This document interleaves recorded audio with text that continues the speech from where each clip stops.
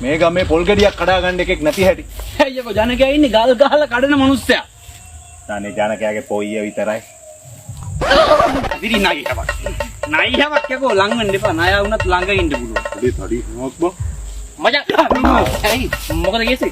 ඒ නයිහවක් යකෝ වාසනාව බා. වාසනාව කොහෙද යකෝ ණය ළඟ හිටියොත් එහෙම. ඉතින් මම බලන්න. උඹලගේ වාසනාව බා. යකෝ නයිහවක් නෙවෙයි. ණයම කොයි මුංගේ වාසනාව චූටි නයි. නෑ බා. බලා තන කිව්වට රට යන විදිය වැරද්දක් නෑ බා. වාසනාව බා. මද කොල්ලෙක් තමයි.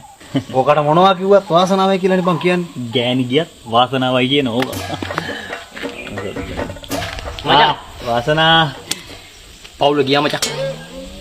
ඒ අතින් පට්ට වාසනාවන්ත මචං මම. ඈ ගෑණි ගියා කියන්නේ ඉතින් මචං මම පට්ට වාසනාවන්තයිනේ මචං. අනිවාර්යෙන් බා. ඒ අතින් සිරිල්ලා. ඈ සිරිල්ලා මාර වාසනාවන්තයිද. දිගාවට? ඔව්. ඇයි බංගි? ගෑණි ගොයි මොකද්ද උටපටයක් තිබ්බ කියන්නේ සිරිල් එක්කනේ බා. ඔව්. සිරිල් එක්ක නෙමෙයිනේ ගින් තියෙන්නේ. ඈ ඒ අතින් සිරිල්ලා පට්ට වාසනාවන්තයි.